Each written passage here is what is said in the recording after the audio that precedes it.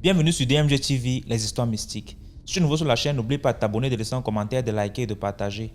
Tu veux raconter une histoire? Il y a un numéro à l'écran sur le plus 237 655 81 90 17. Envoie ton histoire et on va jouer ici sur YouTube, sur Facebook et sur TikTok. On poste plusieurs histoires tous les jours sur YouTube. La chaîne c'est DMG TV. Et on a une deuxième chaîne YouTube où on poste tous les 15 heures une histoire exclusive. La chaîne c'est DMG TV, histoire mystique exclusive. Donc n'oubliez pas de vous abonner aussi de ce côté-là. Après la diffusion de 12 heures en direct, il y a aussi une autre diffusion à 14 heures sur la deuxième chaîne. DMG TV, histoire mystique exclusive. Donc allez faire un tour là-bas aussi. Voilà. Les directs sont sur TikTok le mercredi et les vendredis à 20h00 heure du Cameroun. Donc, ceux qui veulent monter en direct, nous raconter leur histoire, c'est sur TikTok. Et ceux qui veulent envoyer leur histoire, ceux qui n'ont pas le courage, trop de courage ou bien n'ont pas un compte TikTok, envoyez vos histoires sur WhatsApp au numéro plus 237 655 81 90 17 et on va jouer ici sur Facebook et sur YouTube et sur TikTok. Voilà, donc écoutons la première histoire. S'il vous plaît, avant d'écouter la première histoire, laissez un like, commentez, partagez, c'est très important. Première histoire. Coucou DMG, coucou la famille, c'est encore moi. X, je ne sais pas trop. Mais bon, je reviens avec une histoire vécue par mon oncle. Mon petit oncle, j'avais raconté une fois ici son histoire, le jeune maçon. Aujourd'hui, je ne sais pas quel prénom je lui avais donné, mais je vais l'appeler Marc aujourd'hui. Marc est un jeune maçon qui a quitté le village pour pouvoir venir se débrouiller dans la ville de Yaoundé. Ayant déjà fini sa formation en maçonnerie, il a essayé d'élever sa petite famille, je sais pas, il vivait bien comme j'avais raconté la dernière fois où le monsieur était venu. Mais il avait trouvé que le gars avait arrangé sa maison, d'en préparer spirituellement. Voilà donc Marc. Sorcier ne vient jamais de loin. On appelle Marc, comme tu vois comme ça dans la famille de ta mère, parce que ma maman et lui n'ont pas la même mère, mais ils ont le même papa. Tu vois comme ça dans la famille de ta mère, il y a mariage. Mariage là, c'est dans quelques jours, voilà, et quelques bon. C'est pas un grand truc qu'on va organiser, mais il y aura déjà tes frères du village qui vont venir et tout et ça. D'accord. Marc il avait deux chantiers. Il avait un chantier à Yaoundé, il avait un autre chantier dans une autre ville dont je peux fêter le nom pour pas qu'on me reconnaisse aussi. Dans une autre ville, c'était le chantier de sa nièce. Il part au mariage. Ayant fini le chantier, n'ayant pas fini, bon, il avait fini sa journée. Le soir, il est allé au chantier de Yaoundé. À noter que dans ce chantier-là, il travaille avec des jeunes garçons que lui aussi il formait. Parmi ces jeunes garçons-là, il y avait un petit aussi de notre tribu avec qui il s'entendait très bien. Il part au mariage seul. Là-bas, il y a le vin, il y a le matango du village qu'on a ramené parce que nos villages ne sont pas loin de Yaoundé. Il y a le matango frais du village et tout et tout. Il a vu les cousins avec qui il a grandi, puisqu'il a grandi au village. Avec qui il a grandi et tout. Il dit, gars, comment tu peux t'asseoir là-bas? Viens t'asseoir ici avec nous. Dans ça, on commence à passer. Tu sais, c'est souvent ce que je sache, je crois, ce sont des coquilles de noix de coco qu'on a essayé de, je sais pas, on a essayé un peu de raffiner ça, un genre là, ça devient le gobelet, quoi. L'autre, c'est à l'autre, il boit, c'est à l'autre, il boit, c'est à l'autre. Enfin, je ne sais pas si c'était une marque de confiance, et je ne sais pas trop, mais il buvait dans le même verre. À son tour, il a bu 2 tours, il a pris 2 tours, mais le troisième tour, ça n'allait pas. Il a dit qu'il a mal au ventre. Mal au ventre, mal au ventre, mal au ventre. Il dit qu'il rentre. Il prend le taxi, il rentre chez lui.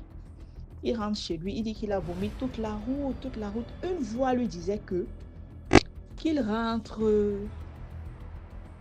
chez ma maman.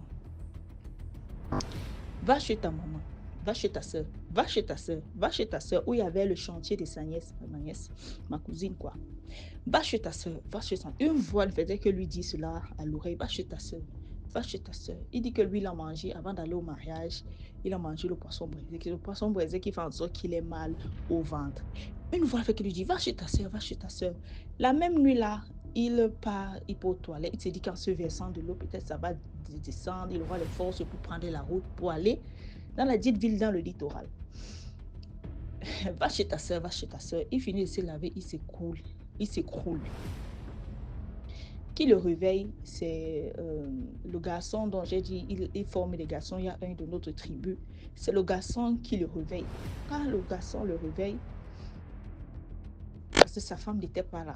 Malheureusement pour lui, elle était aussi passée des congés quelque part avec les enfants. Une semaine quelque part, en fait, un truc comme ça, si j'ai bonne mémoire. Il dit au gars que, mais qu'est-ce que tu fais chez moi? Il était peut-être 1h du matin. Il dit non, tu m'as appelé. Il dit non, je ne t'ai pas appelé, ma batterie est faible. Mon téléphone s'est éteint quand je quittais le mariage. Il ne peut pas t'appeler. Quand le gars prend le téléphone, il regarde le téléphone, effectivement, est éteint. Il dit, je te dis que tu m'as appelé. Tu m'as dit que je t'amène à l'agence et que je paye, je paye pour la ville dont je veux préférer dedans. Parce que j'ai tellement raconté des histoires sur la dite vie sans pouvoir la mentionner. C'est pourquoi je préfère ne pas la mentionner cette fois-ci, bien qu'elle soit importante. Désolée. Il dit non, je t'ai pas appelé. Le gars s'écroule.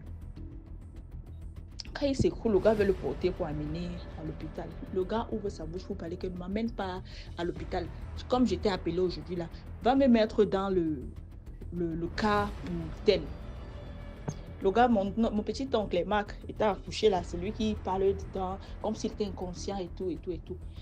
Maintenant, le gars court aussi, il prend le gars. Oui, c'était habillé quand même, mais quand il s'est lavé, il a juste mis sa CNI, son petit sac, il a mis au dos, il a dit au gars, il a encore réveillé. Mon oncle maman, il s'est réveillé, il dit que tu peux te lever, il dit que je peux me lever. Marc croyait que bon, on voyait comme ça, on va l'amener à l'hôpital. Après, Marc dit que non, tu m'amènes où? Il dit non, je t'ai dit que je t'amène dans la telle ville. Il dit, je t'ai dit ça. Marc dit que oui, mais comme la petite voix faisait que lui dit va chez ta soeur, il n'a pas insisté. Lui, il sait pas, il dit qu'il ne sait pas ce qui le guidait, mais il est parti là-bas. Pendant ce temps, quand il arrive, ça s'appelle comment? Quand il arrive dans le sorry, pendant que le gars était là, il a chargé son téléphone. Donc, il a le temps qu'il préparait les petites choses là, il observait mon oncle, il a chargé son téléphone. Pendant qu'il charge son téléphone, le cousin qui venait le matin de l'autre côté ne faisait qu'appeler, appeler. Mais son corps, la même voix lui dit, ne décroche pas. Il ne décroche pas, désolé, l'histoire est un peu longue, bien même comme elle va finir dans quelques minutes. Le gars ne décroche pas. Le jeune là, lui, c'est comme si lui, il était seulement guidé par quelque chose. Après, il met le gars dans la voiture, il paye, il dit que non, mettez mon petit oncle ci, donc toujours Marc, vers la fenêtre parce qu'il vomit beaucoup. On a une femme qui dit que il vomit beaucoup, tu l'as, mais il dit que non, il faut qu'il aille. Lui-même, il dit qu'il ne sait pas, parce qu'après, quand lui demande, il dit qu'il ne sait pas. Lui, dans sa tête, c'était qu'il faut qu'on l'envoie chez ma mère. Il prend la route, toute la route, il a dormi. Quand il arrive, il s'assoit seulement. On dit que tu as quoi? Une maman est assise à côté de lui qui dit que mon fils, c'est comme si on t'a empoisonné. Parce que la façon que je te vois faire là, il dit, c'est là où il explique que non, j'étais. Il dit que dès que tu arrives, où tu es en train de partir là, il expliquait un peu la situation comme il pouvait à la dame. Elle dit que peut-être c'est Dieu qui veut t'aider. Comme tu es en train de partir là, dès que tu descends, tu me donnes ton téléphone, j'appelle quelqu'un de ta famille, où tu veux partir là, on t'appelle, on vient te chercher. Il dit qu'il n'y a pas de problème. Quand ils arrivent, la dame là qui s'occupait de lui, un gars colosse, musclé, baraqué, avec toute l'énergie qu'il faut, n'arrivait plus à se tenir debout. La dame dit, assieds-toi ici. Au niveau d'une station, elle a pris son téléphone. Elle dit que tu veux que j'appelle qui? Il a répondu avec la tête baissée. Ta femme s'est dit qu'il ne faut pas que le gars s'y vienne mourir ici. Elle appelle l'un de mes cousins. On va l'appeler peut-être Jérôme. Jérôme, oui, c'est toi Jérôme. Il y a ton petit oncle ici là. Ça ne va pas, viens le chercher. Quand on vient dans le chercher, il dit que je t'amène où il y a le chantier, parce qu'il y a aussi une autre maison là-bas. Il dit non, ne m'amène pas là-bas. Amène-moi, l'oncle malade, amène-moi chez ma soeur, qui est ma mère. Il dit que d'accord. Quand mon cousin là que j'appelle Jérôme, il prend le même téléphone, il m'appelle, il appelle à la maison, ma mère n'est pas au téléphone. Quand ses enfants sont à la maison, il sait son téléphone ne va jamais sonner. Donc elle était allée voir la dite cousine dont on construisait la maison. Il m'appelle du long, pardon. Après, il me dit, comme tu vois comme ça là, on a empoisonné ton oncle Marc, dis à ta mère de revenir. directement, je prends, j'appelle la cousine. Que la maman est là-bas, non. Je demande à lui de venir rapidement parce qu'on on a empoisonné Marc, sorry. On a empoisonné Marc et il est en train d'arriver à la maison. Elle aussi, elle se dépêche. Première moto, elle arrive à la maison. Elle entre en bourse, elle entre en bourse, elle entre en bourse, elle entre en bourse. Quand on arrive avec Marc, c'est moi qui parle soutenir avec l'autre cousin en route. Il ne parlait plus. Il tournait la langue dedans, il tournait. Mais ma mère lui dit qu'est-ce qui s'est passé? On m'a seulement appelé que tu parce que quand lui il est arrivé, ma mère aussi, c'était 2 routes différentes. Elle a pris le raccourci, lui il a pris la route, ils sont venus avec la route principale. Quand elle a pris le raccourci comme ça, qu'elle arrive, qu'elle s'est facile, ne parlait plus. Quand elle a pris dans les trucs, elle a prié dessus, elle a dit que de telle sorte que même si c'est un poison mystique, ça va sortir. Même si c'est le mystique qui a bloqué ça dedans, même si c'est un poison naturel ou bien physique, que le mystique a bloqué, ça doit seulement sortir. Ils ont prié dessus. Le gars n'arrivait plus à parler. Ma mère dit que s'il fait encore 1 heure de temps là, il va mourir parce qu'il avait déjà la langue tournée sur place, il n'arrivait plus à articuler. Mais dit qu'il ne faut pas qu'il meure. Elle prend dans le premier médicament. Pendant ce temps, son téléphone ne fait que sonner. C'est le même cousin là. Donc il voulait qu'on lui dise que comme tu vois, ça, le gars est malade. Il voulait s'assurer si son coup a marché. Le gars dit, ma mère donne le premier verre. Elle me dit, apporte le long verre. Il faut que ça soit beaucoup. Premier verre, on a donné, on a bu. Ma mère dit, avale. Après, il se lève, il part, il vomit. Waouh! Il vomit. Ma mère dit que tu dis que c'est quoi? Il explique encore bien la situation. Ma mère dit que non. Tu m'expliques là, tu es encore faible. Ça veut dire que c'est dedans.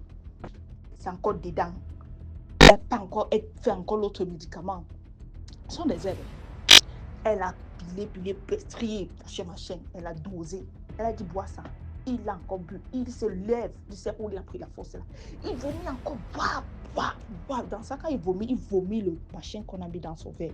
Il m'appelle Tantine, parce que moi, il m'appelle Tantine. Même quand c'est mon nom, il me dit, Tantine, viens voir ce qui était dans mon ventre. Je regarde. Il dit il appelle ma mère, ma terre. C'est comme si, parce qu'elle est vraiment son aînée. Elle est son aînée, mais il est tout jeune, lui, il est de ma génération. Il m'appelle Tantine. Regarde. Ma mère dit que tu vas encore boire. Quand il boit, il dit que c'est comme si c'est descendu au niveau de l'orteil, c'est remonté, laver son corps, laver l'intérieur, puis il a vomi. Puis on l'explique. Ma mère lui demande que c'est comment. Il dit qu'il a soif, on lui donne de l'eau. Il dit qu'il a faim, on lui donne à manger. Il parle, il commence à tourner son corps, il dit que c'est comment. C'est là où il explique donc. D'où le mystique, parce que donc on dit que c'est pas mystique, mais bon. D'où le mystique c'est quoi? C'est que quand il finit d'appeler, il appelle son petit qu'il a mis dans la voiture. Il dit à son petit que merci vraiment, tu viens de me sauver la vie. C'était le poison comme ça. Il dit, mais tu me dis merci comment? C'est toi qui m'appelles pour t'amener. Il dit que non, je t'ai pas appelé puisque tu es venu à la maison.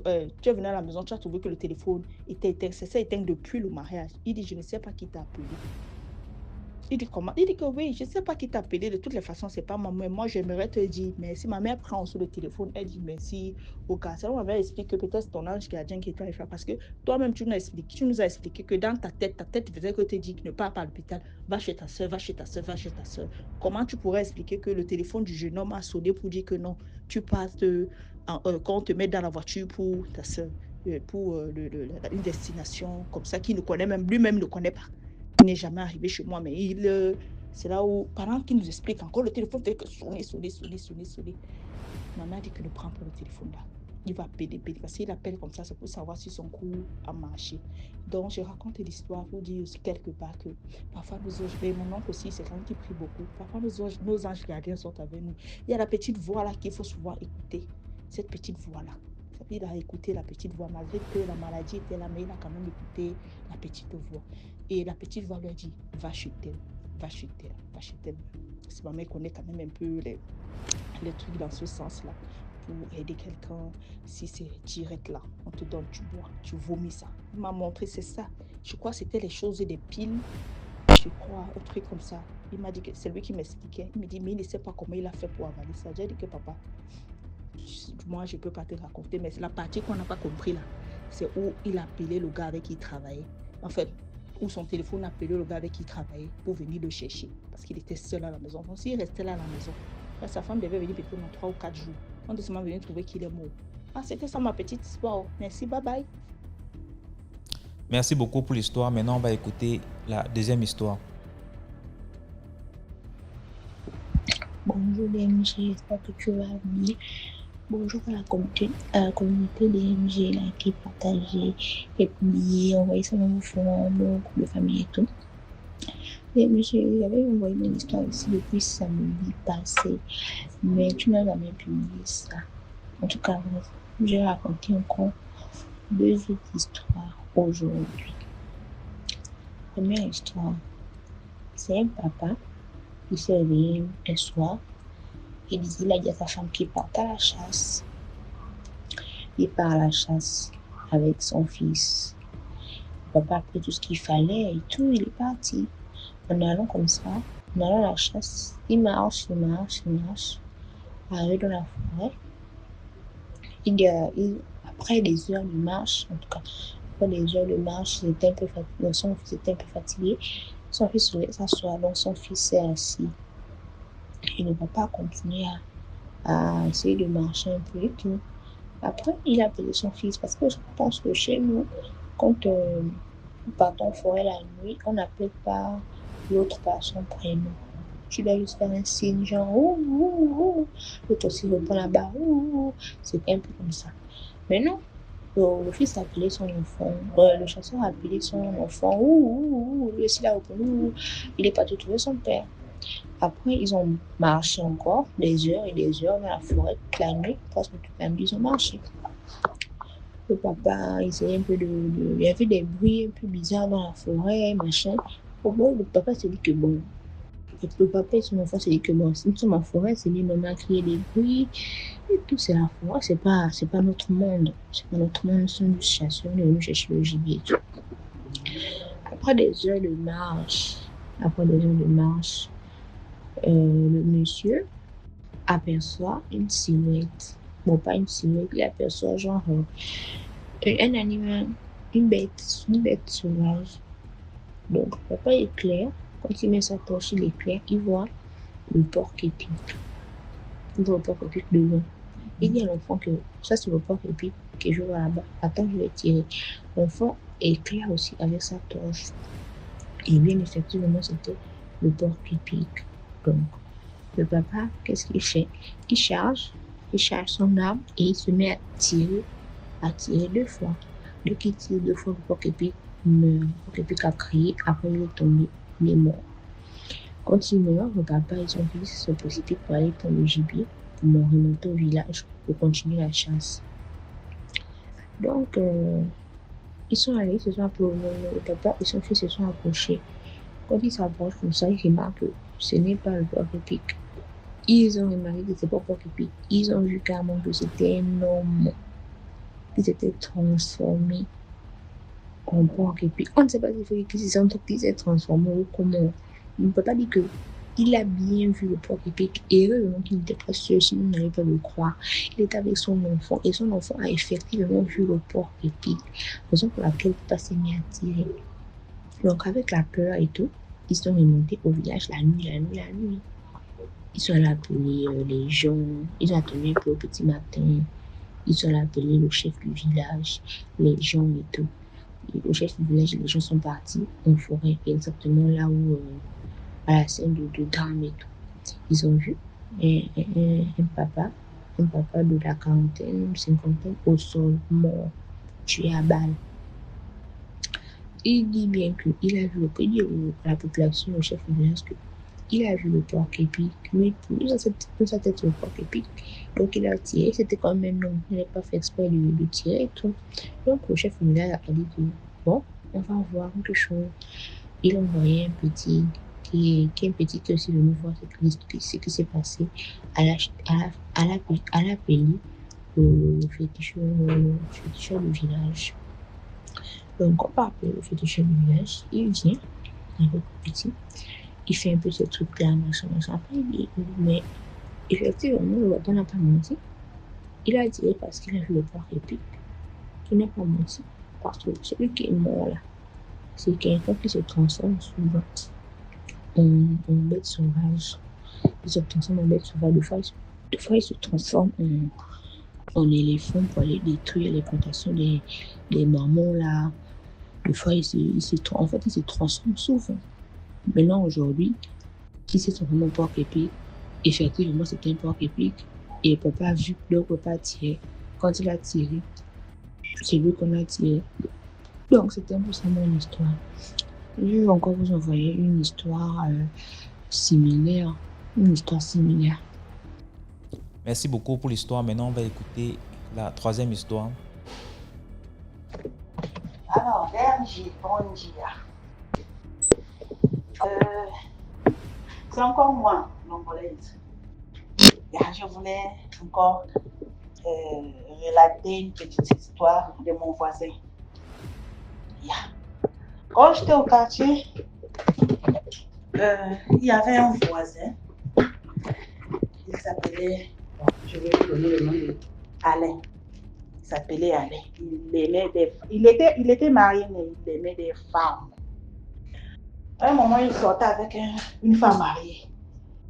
Le mari de la femme voyageait souvent. Il partait souvent au cabinet. Mais maintenant, lui, donc quand le mari de la femme sort, voyage, lui, il vient habiter avec la femme. Il vient, il dort là-bas parfois 1 semaine, 2 semaines.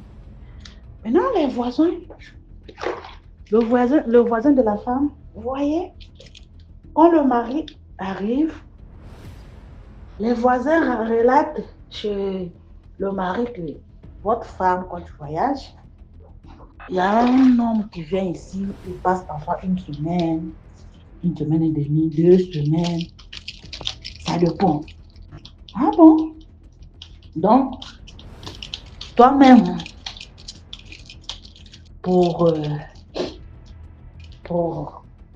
confirmer, tu sais comment faire. Le gars dit, ok, je veux faire quelque chose. Donc, il reste, je crois, 1 à 2 semaines. Bon, il est temps de voyager. Il dit, ma femme, je voyage. Ok, c'est bon.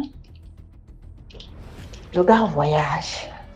Et voilà mon voisin qui part. Mais sa femme à la maison, elle souffrait. Donc, pour donner même l'argent de la nourriture, c'était compliqué. Il y avait des disputes vraiment. Il y avait des disputes et le voisin était vraiment insolent. Donc, elle insultait la femme, elle tapait la femme. Donc. Mais la femme supportait. Voilà que le mari de la femme là part au voyage. Il dit à sa femme, bon chérie, je voyage. Ah bon. Quand il part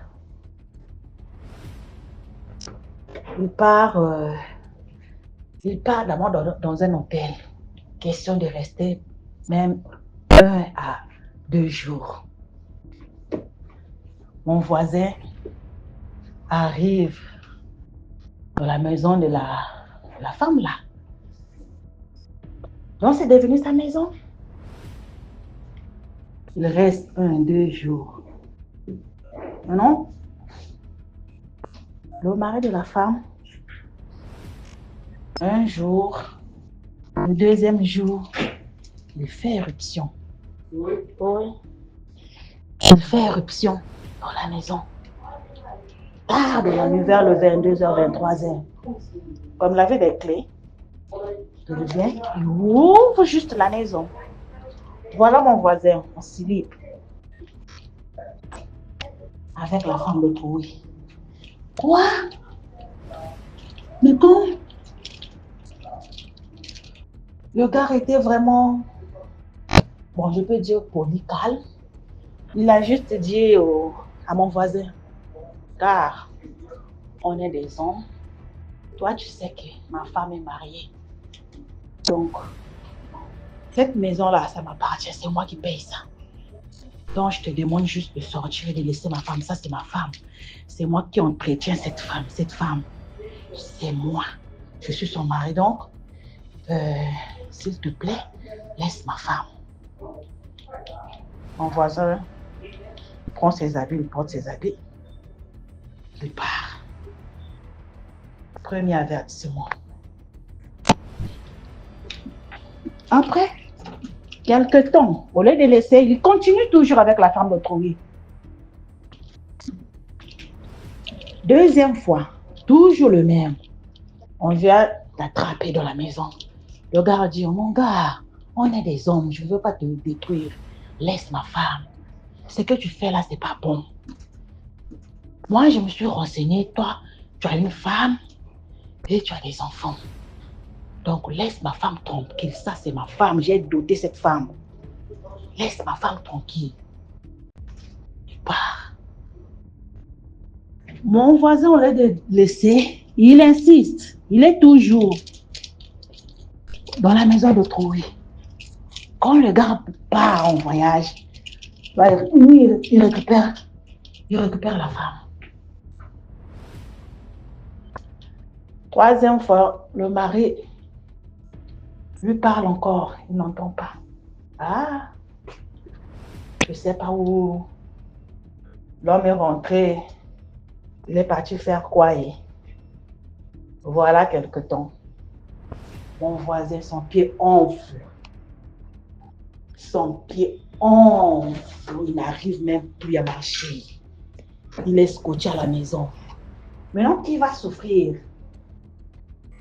Pour le nettoyer, pour le laver, pour lui donner à manger. C'est sa femme de la maison. Sa femme de la maison souffre. Le pied est enflé. Enflé vraiment. Elle est devenue rouge le pied.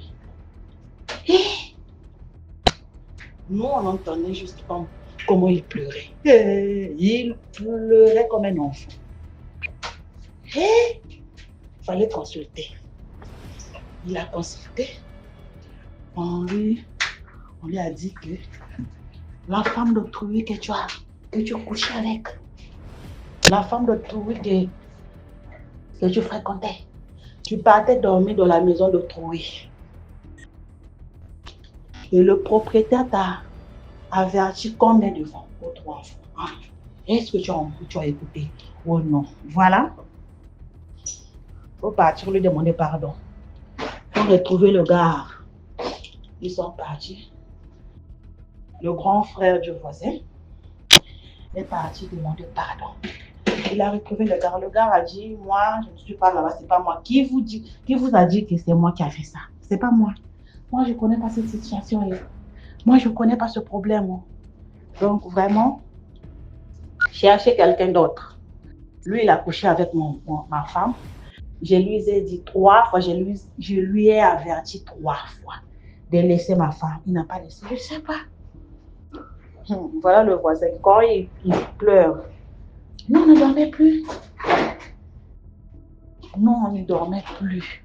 Que ça soit la journée, que ça soit la nuit, il pleurait. Excusez-moi.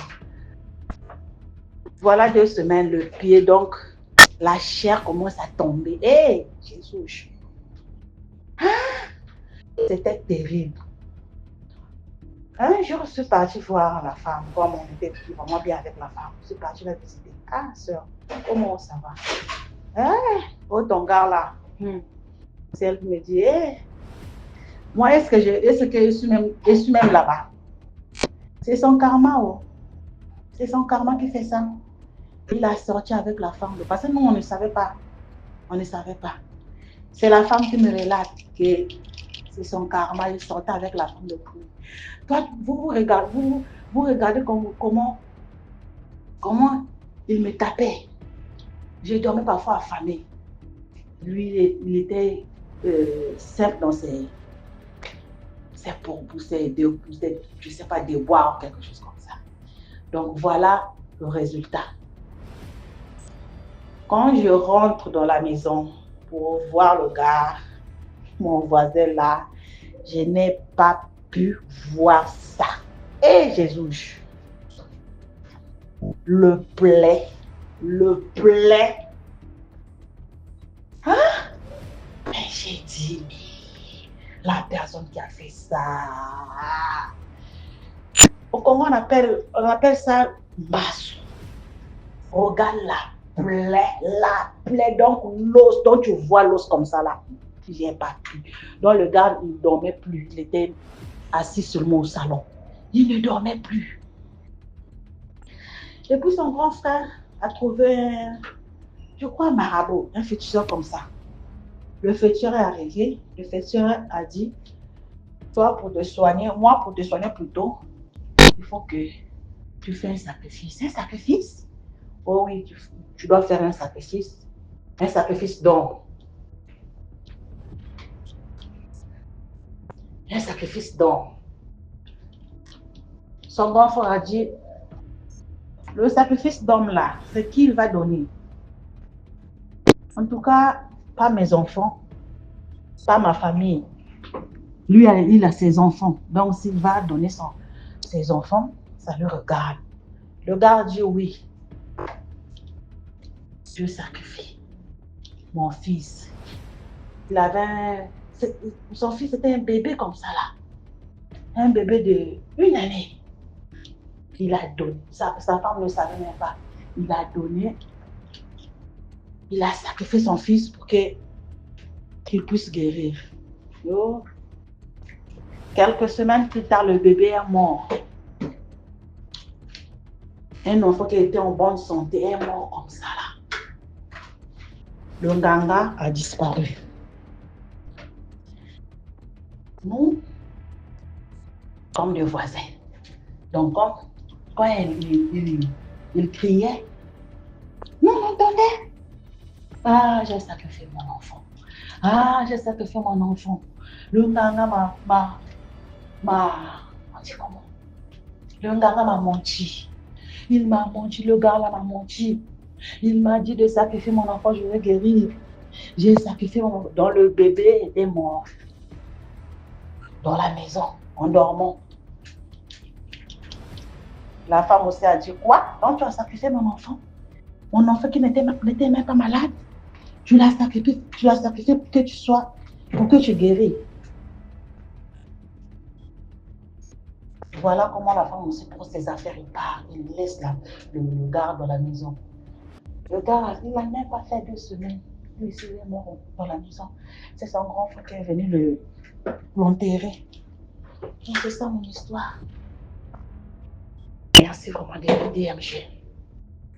Merci. Partagez, likez, commentez. Merci et bonne journée à vous. Merci beaucoup pour l'histoire. Maintenant, on va écouter la 4e histoire. Bonsoir la communauté DMG. Bonsoir, likez, partagez, publiez. Laissez vos commentaires. DMG, je vais te raconter une histoire d'une jeune fille qui a les gros yeux. Oui, qui a les longs yeux, très longs yeux ou très gros yeux. C'est une jeune fille qui vivait très bien avec son copain. Son copain l'entretenait, son copain prenait soin d'elle, quoi. Mais tellement avec les copines, elle avait les longs yeux, de très longs yeux. Elle voulait tout. Elle voulait les mèches brésiliennes, elle voulait les sacs Dior, elle voulait les chaussures, je ne sais pas quoi, tout de marque. Et son copain n'avait pas les moyens de lui acheter tous ces mèches brésiliennes, tous ces sacs de 500 000 francs, d'1 million et tout ça là. Mais son copain quand même l'entretenait à sa manière, à lui, à ses moyens. Et ses copines ont commencé par entraîner. On dit non, viens, on sort, on va trouver les babatiers, on va trouver les hommes riches, on va trouver les sugar daddy et tout. Tu verras, en une nuit, tu vas gagner ça, en une nuit, tu vas trouver ça. Ses longs yeux, elle a commencé par suivre ses copines.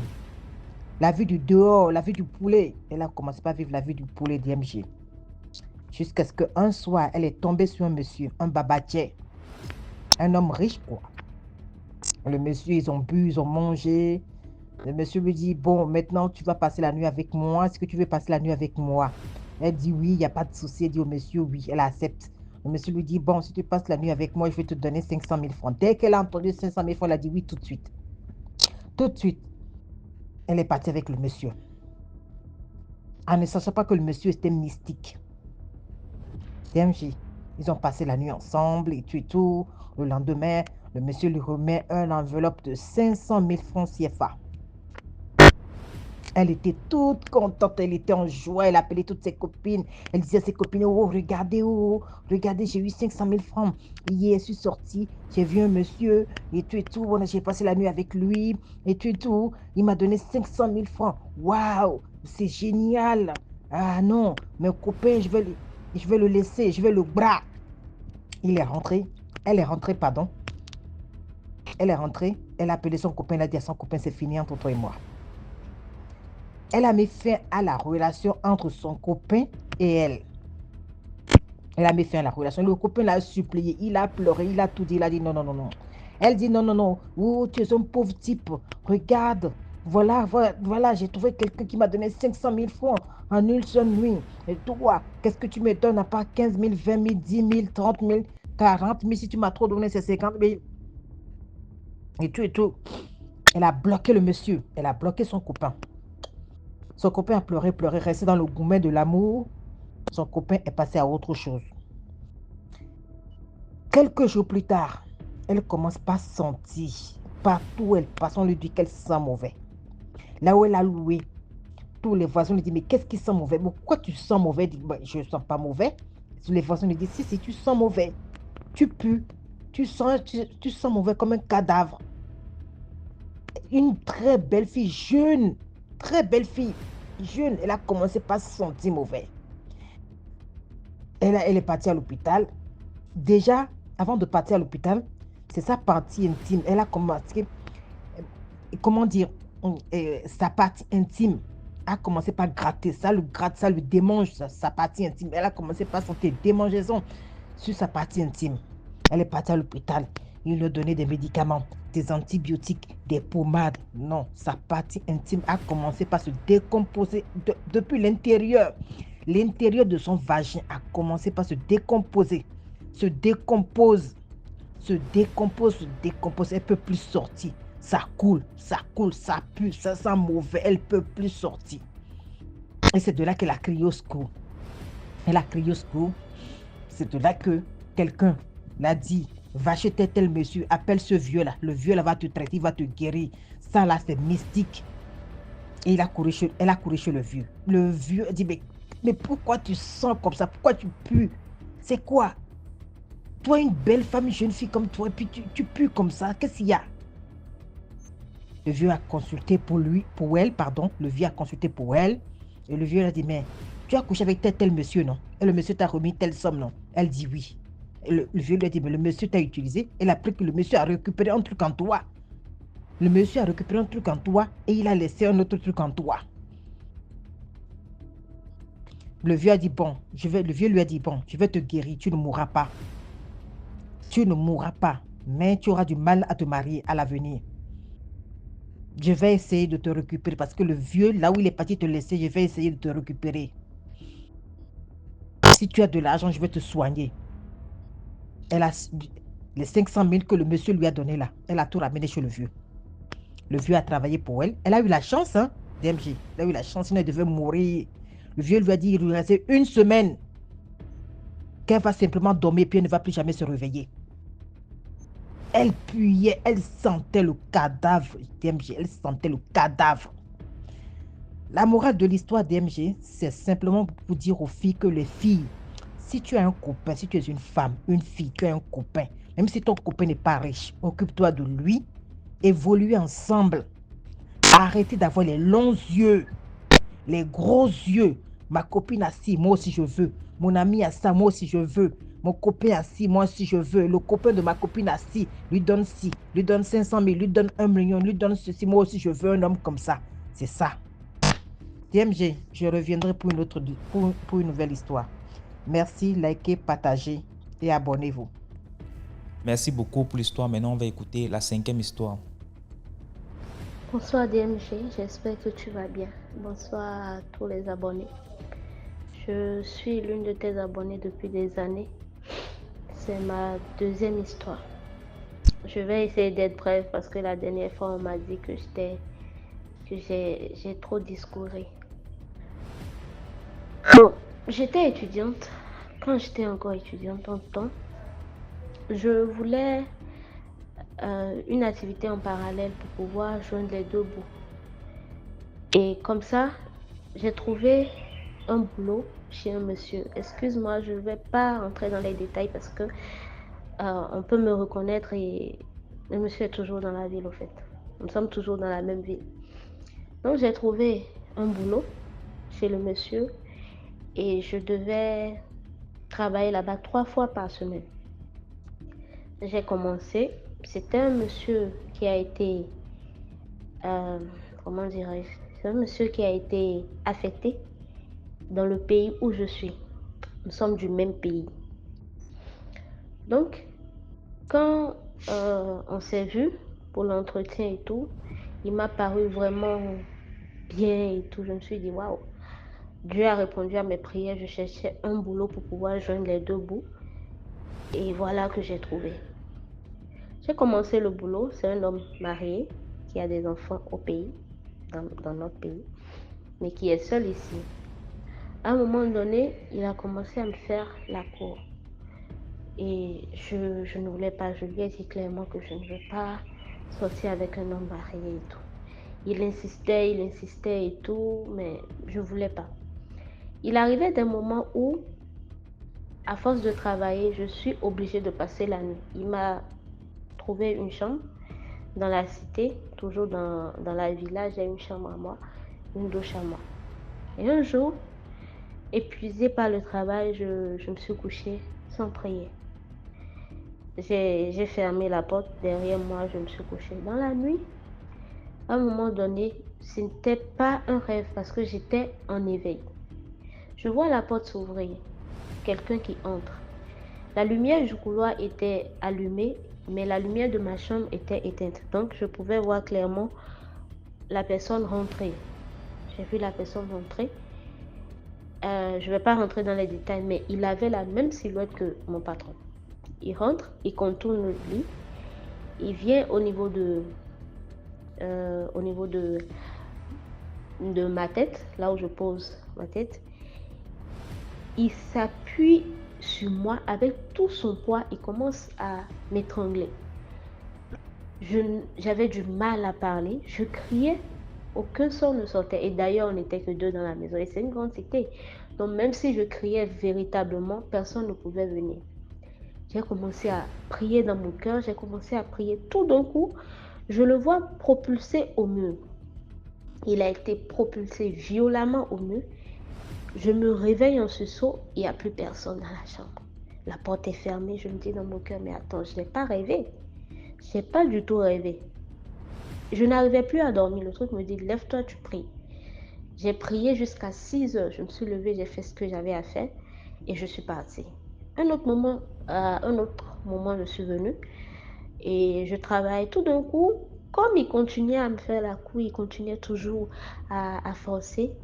En parlant comme ça, je lui ai dit, ah, monsieur, j'ai fait un rêve ici la dernière fois et je ne pourrais pas dire que c'est un rêve parce que j'étais éveillée. Et j'ai senti, quand je me suis levée ce moment-là, j'avais du mal à respirer, comme si véritablement on m'a étranglée.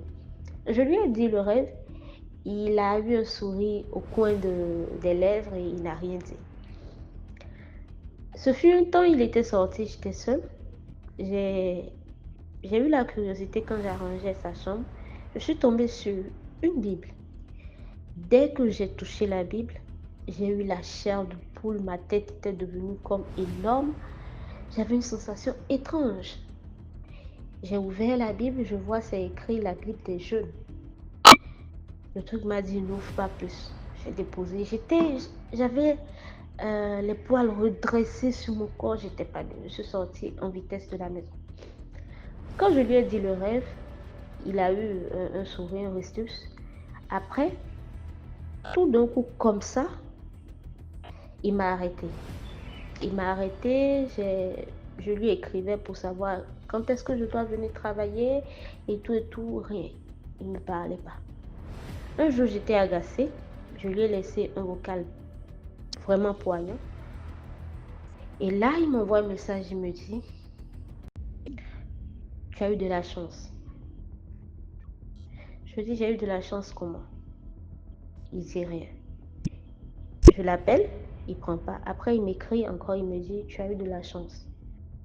Tu as vraiment eu de la chance. Et là, j'ai fait le lien avec le rêve, j'ai fait le lien avec la personnalité qu'il était, parce que c'est un grand type. Le truc m'a dit, si tu avais accepté coucher avec lui, il t'aurait pris tout. Absolument tout. Il m'a coupé comme ça du jour au lendemain, il m'a pas payé et tout. Il m'a coupé comme ça, il m'a bloqué partout. La seule phrase qu'il m'a dite, c'était « Tu as eu de la chance ». Je raconte cette histoire juste pour sensibiliser, pour dire à nos sœurs, à mes sœurs, parce que à nos jeunes filles, que il faudrait pas suivre le lustre. Parce que si c'est le lustre, franchement, il y en avait assez. Il y avait vraiment assez pour nourrir ses yeux. Mais j'étais focus sur mon objectif. Je n'ai pas regardé ce qui pouvait me donner comme matériel.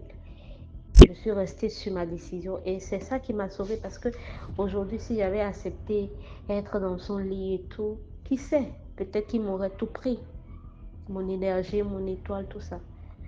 Donc, nos sœurs, mes sœurs, vraiment faisons attention, le dehors est risqué et ne suivez pas le matériel, parce que tous ceux qu'on voit dehors dans les grosses voitures et tout, on ne sait pas vraiment qui est qui. Merci DMG et j'espère que tu partageras mon histoire. Merci beaucoup pour l'histoire. Maintenant, on va écouter la 6e histoire. DMG, c'est encore moi pour une histoire similaire comme je l'avais dit. C'était aussi dans un village, toujours en province. Il y avait des mamans qui faisaient leur champ de manioc, d'arachide, en fait un peu de tout quoi. C'était ça leur quotidien. Tu connais la vie du village, c'est toujours les champs et tout. Mais au village là-bas, il y avait des Libanais. Il y avait des boutiques de Libanais. Je pense que c'est passé à Chibanga. Chibanga. Il y avait les Libanais et tout. Donc les mamans faisaient leur plantation de manioc. Parce que c'est que nos mamans là, elles n'aiment pas trop manger le riz, elles préfèrent plus leur manioc et tout. Donc les mamans faisaient leur plantation de manioc et tout. Donc ce qui fait que les Libanais n'avaient plus de recettes par rapport au riz, tu vois. Donc le riz qui était chez les Libanais achetaient pour revendre là, ça ne marchait plus, ça mettait du temps à finir, c'est un peu ça. Les mamans là toutes les mamans du village ne faisaient plus la recette aux Libanais. Mais non, un jour, à chaque fois aussi, les femmes qui faisaient les champs là, elles se plaignaient qu'il y a toujours un éléphant qui part déraciner leur bouture, déraciner leur bouture, faire le désordre de leur plantation, tout ça là, gaspiller leur plantation. Ce qui fait que quand l'éléphant part gaspiller leur plantation comme ça, là, elles sont obligées d'aller acheter les sacs de riz et les kilos de riz chez le Libanais en question. Maintenant, un jour, c'était même pas sur le journal, l'affaire n'était même pas sur le journal. Maintenant, un jour, la maman là est partie. Un matin comme ça, elle s'est réveillée, part à son champ. Elle part au champ. Lorsqu'elle part au champ, elle constate qu'il y a l'éléphant qui est passé. L'éléphant a dévasté les plantations. Mais cette fois, elle a trouvé l'éléphant dans sa plantation. L'éléphant a dévasté sa plantation complètement. Il a fait le désordre. Il a déterré les boutures de manioc. Il a tout gaspillé. Mais après, l'éléphant est parti. Elle a vu comment l'éléphant est rentré dans la forêt. Il est parti. Maintenant, elle remplace sa plantation parce qu'elle voyait elle observait l'éléphant de loin. Hein, parce que tu sais que vous savez que l'éléphant ne s'approche pas, il fait du mal. Elle a observé l'éléphant de loin. Maintenant, quand l'éléphant est parti, elle arrive dans sa plantation comme ça là. Elle voit que tout est dévasté. La maman est en pleurs, elle pleure. Vous connaissez l'affection que les mamans là ont pour leur plantation. C'est des mois et des mois de travail. Donc elle voit tous ces mois de travail là. En plus, c'était une maman qui souvent payait des gens pour aller désherber sa plantation. Donc il faut forcément payer. Tu vas peut-être payer quelqu'un 5 000 pour toute une journée. En raison de 5 personnes, pour aller désherber ta plantation pendant au moins une semaine, c'est l'argent. Donc, c'était comme ça. Dès que la maman part, elle voit sa mutation dévastée, tout et tout. Elle est en larmes, elle pleure, cela monte, elle fait ceci, elle fait cela. Après, la maman remarque que dans le champ, il y avait une montre. Elle a vu une montre au sol. Elle a vu ça de bizarre, c'est qui vient laisser la montre dans mon champ. Mes enfants ne viennent pas au champ. Et puis mon enfant encore petit, il est encore petit, genre, n'a pas l'âge de porter les grandes montres comme ça. La maman ramasse la montre. Elle part avec la montre, comment on appelle, chez elle. Elle dépose la montre dans sa chambre. Non, pas dans sa chambre, elle dépose la montre en tout cas au salon, quelque part là, sur les placards et tout. Mais non, un jour, la montre avait fait peut-être une semaine ou un mois comme ça. Ça avait fait une semaine ou un mois. Un jour maintenant, son enfant, le garçon de la maman en question, il prend la montre, il porte. Il prend la montre, il porte, il part, maintenant il se balade avec dans la ville et tout et tout. C'est une grande montre, il porte, il se balade avec dans la ville, comme on dit chez nous, il gobe, il blase avec et tout. Maintenant, la mère l'a envoyé acheter, comme la plantation était dévastée par l'éléphant, la mère a envoyé son enfant qu'il va acheter le sac de riz chez le Libanais parce qu'on va manger. C'est ça le complément. Il n'y a plus d'histoire de manioc là. Donc, on va acheter le sac de riz chez le Libanais. L'enfant aussi, il ne sait pas ce qui se passe. Donc, lui, il part. Lorsqu'il part acheter le sac de riz, il se fait interpeller par le Libanais. Le Libanais lui dit, tu as eu la montre là. Il dit, c'est la montre de ma mère, j'ai trouvé ça à la maison. Le Libanais dit, tu as trouvé ça à la maison, comme le Libanais voulait l'arracher la montre. Il a petit aussi à faire la bouche que non, la force que non. C'est la montre là, c'est pour moi, c'était à la maison, c'était la montre de ma mère qu'elle avait ramassée, elle était déposée à la maison, et puis moi j'ai porté la montre là. Le Libanais a brutalisé l'enfant. C'est là où l'enfant retourne à la maison. Il dit à la mère que maman, quand tu m'envoyais acheter le sac de riz, le Libanais là me disait que la montre que j'ai sur le bras là, c'est pour lui. Il m'a même brutalisé à cause de ça. La mère dit c'est pour lui comment? Parce que la montre là, j'ai ramassé ça de mon champ de manioc. Là où la mère monte là-bas chez le Libanais. Quand elle monte chez le Libanais, elle dit au Libanais que tu dis que la montre là c'est pour toi. Tu sais là où j'ai ramassé ça. Hein? La montre là c'est pour toi comment?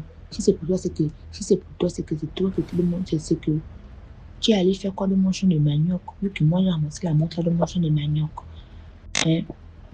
C'est là où le Libanais a supplié la maman qui donne-moi la montre là, s'il te plaît, donne-moi la montre là. Il faut savoir que la montre en question, c'est ce qui servait au Libanais de se transformer, parce que sans la montre là, il ne pouvait pas se transformer en éléphant. Donc, à un moment, je ne te donne pas la montre, le Libanais a supplié, il voulait même payer la maman là, qui pour donner l'argent à la maman là, qui donne la maman, elle dit, niet, on part sur le chef du village, tu vas me dire, comment tu dis que la montre là c'est pour toi, alors que moi j'ai ramassé la montre là de mon champ de manioc. Ils sont partis jusque chez le chef de quartier. Le chef de quartier les a envoyés il n'a pas voulu dire la vérité au chef de quartier en fait. Il n'a pas voulu la vérité au chef de quartier là-bas. Il voulait encore connaître le chef de quartier là. Il voulait soulever le chef de quartier avec la rance là, la maman là, on mène ça directement à la brigade, à la gendarmerie, à la police. Quand on convoque le Libanais, comme ça là, vous connaissez eux, les policiers ont mis la pression que monsieur vous dit que la montre là vous appartient, mais la maman dit qu'elle a retrouvé la montre dans son champ de manioc. Vous pouvez nous expliquer? C'est là où le Libanais, bon, avec la, je ne sais pas s'il faut dire avec la peur ou comment. Et là où il a vraiment expliqué que depuis un temps, ma marchandise ne marche plus. Mon riz que j'emmène, mes sacs de riz que j'achète, que j'emmène en gros, ne marche plus parce que les femmes du village, elles partent faire les champs de manioc. Donc ma femme me pénalise. Je suis allée chez moi de mon pays, j'ai commandé la montre là. La montre là fait en sorte que je me transforme en éléphant pour aller détruire leur plantation. Comme ça, ils vont venir acheter le riz chez moi, machin. Il a tout dit. C'était même passé au journal, tout ça là, c'était passé au journal. Après, je ne sais pas, moi je ne sais pas ce qu'ils ont fait de la montre là, je ne sais pas ce qu'ils ont fait de la montre, mais le Libanais là avait fait la prison. Il avait fait la prison, c'est tout ce que je sais. Bon, c'est un peu ça, c'est la fin de mon histoire. Partagez, commentez, likez. Et bon, bref, j'espère que tu vas publier mes histoires. Ça fait 3 histoires que j'ai envoyées. Merci pour l'histoire. Voilà, c'était tout pour aujourd'hui. J'espère que vous avez aimé. Laissez vos commentaires. Si par exemple vous avez un commentaire à donner à l'histoire numéro 2 par exemple, vous pouvez écrire H1, voilà ce que je pense, et ainsi de suite. Sachez que tous ceux qui envoient les histoires ici viennent après lire les commentaires. Donc c'est important de dire ce que vous pensez. Si vous avez un message en particulier pour un intervenant. Voilà, donc on se prend demain à 12h00 sur YouTube, sur la chaîne DMG TV. Ciao.